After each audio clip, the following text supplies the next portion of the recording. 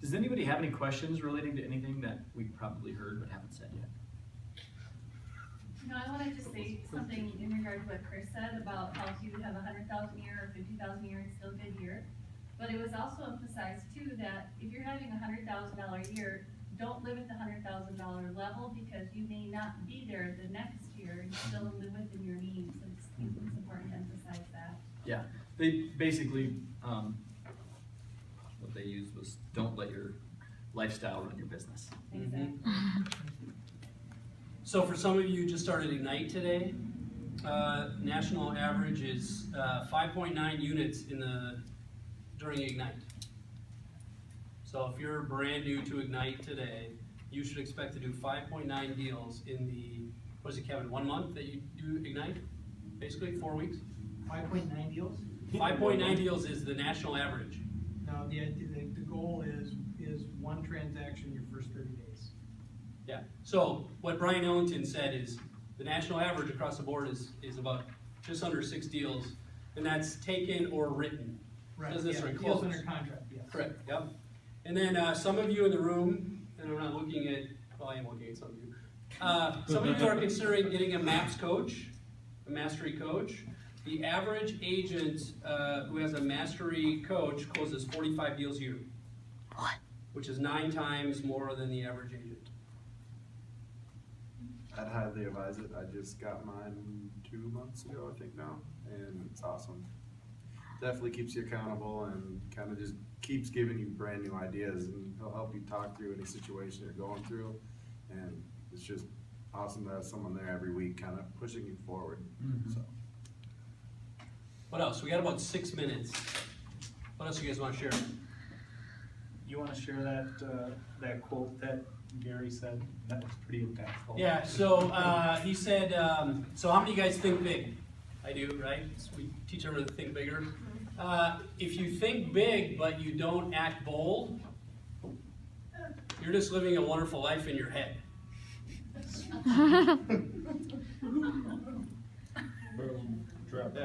Yeah, like literally. I mean, we've all been there, right? Like, I mean, He was kind of sassy this year, wasn't he? Yeah. He had a couple quick snippets at the end of a lot of comments, like. Yeah. So, I mean, we all can think big, that's great, but if we don't act bold, which that whole paragraph is on page 23 in the MREA book, like, think big, act bold, live a large life. You know, if you're thinking big but not acting bold, it's just a great life in your head. How far is that gonna get you, right? What else you guys have in the 5 minutes? Worth sharing. Well, just like we're all up here, I got to know Stephen on a deeper level because from our office, he was there with us. And I love making those connections with others in the office that I don't necessarily get to see because I'm working in the business a lot of the time that I'm in the office. And that was a great part of the experience. Yeah, I As think much as that's usually anything. my favorite experience, just on a personal level. You know, everything makes the wheels spin up here, but I don't know, just I think getting to know everybody. Well, and I think you learn just as much from the conversations over a couple of beers at happy hour than you do from the actual sessions, right? But literally, I mean, yeah. So, Yeah, for those of you that are hiring, I'll share this. So I had dinner one night with Jill and Zach from over in Hudson, McNamee, and they went with the Ricky Kane group the day before they came in. So a hiring practice, they sat in on an interview with an ISA. Did she share Oh, with this you? is amazing. Yeah. So the technique that they used was they took the bold cards and they said, pick out your top 10. You got 60 seconds. 60 seconds to pick out your top 10 cards. Yep. in the interview? Yeah. In the interview. This is their first interview. Pick out 10 cards, which 10 cards they pick. And they had a stopwatch. What are they, like, about personality traits or like Yeah, what? just Yeah. your Okay. traits that Your your values that are important to you. Okay. And then from the 10, they went down to 5. Yep. Well, In- the first thing was if they couldn't pick 10 in the first 60 seconds, they weren't hired. Because they knew that they couldn't work as quickly as the team needed them to work.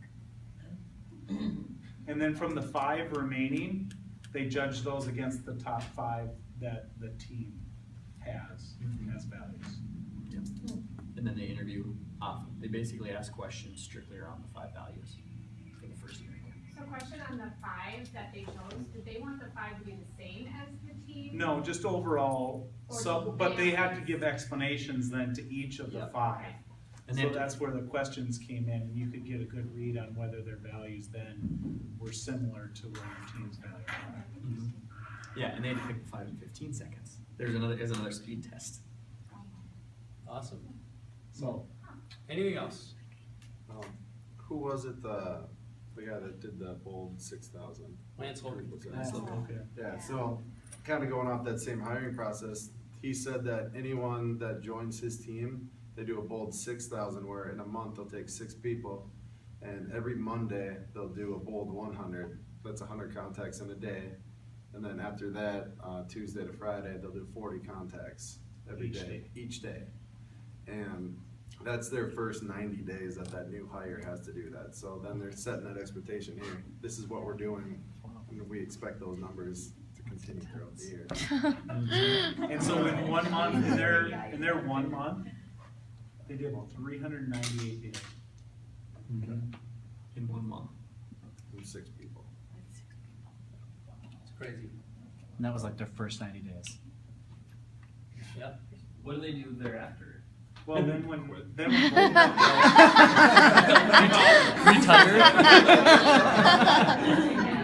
well, and the point of all of that, that's a great question, but the point of all of that is we come in as agents, maybe experienced agents, and we come in and we hear make 20 contacts a day and it seems insurmountable.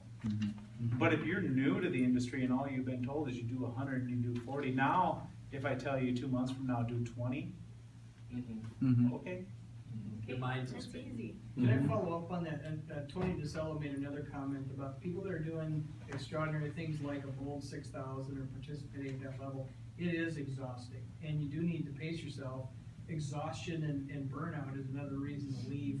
And so he talked a lot about accruing both mental and physical strength, taking good care of yourself, getting good sleep when you're working hard. We all make hay when the sun shines. The sun's shining, we're working hard, but you need to regenerate, you need to take care of yourself, you need to make time to rest and play. All right, so we got 1 minute. Any questions for these guys? Can you go again? Yeah. So Family Reunion is our next event in February. It is sold out. Yeah. You can get tickets by getting a mastery contract, or some just tickets will comment be on that? available. Yeah, please. I don't think there's ever anything, even if it's just a class, that I wouldn't go to again, because, like they say in bold, for no man steps in the same river twice, because it's not the same river and he's not the same man. I mean, the different panelists that they have up there, the different technology that's coming out, the different, it's the state of the market is constantly shifting, right, and constantly changing. And so it's not like you go and you learn something and then you're good with it. You go, you master it, and then you go and learn the next thing, and that's really how you grow a big business. In a nutshell, what's the difference between mega camp versus family reunion? Family reunion is similar where they do have some panelists and different things, but family reunion over those days, in the afternoons, you break out into specific rooms that you can go to from like 1 o'clock to 5 o'clock in the afternoon. You'll probably have 2 or 3 classrooms you can go to on specific subjects you want to expand on. Okay, so that's the format of family reunion. Mega camp is more about, is a full day of just Gary talking and panelists coming in. That's kind of the format. And then it ends with a mastermind. So on Friday afternoon at Mega Camp, you mastermind with other agents that do similar volume to you. Yep. Yeah, and I personally, I like family reunion better just because you can really specialize in what you're going there for.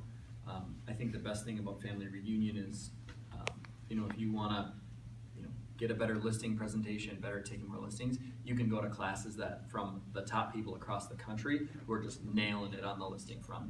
Or if you need to hire someone, you can go to all hiring classes, right? You can really dive down into your own personal needs as opposed to just this, room full of 12,000. Yeah, bubble, Yeah. so.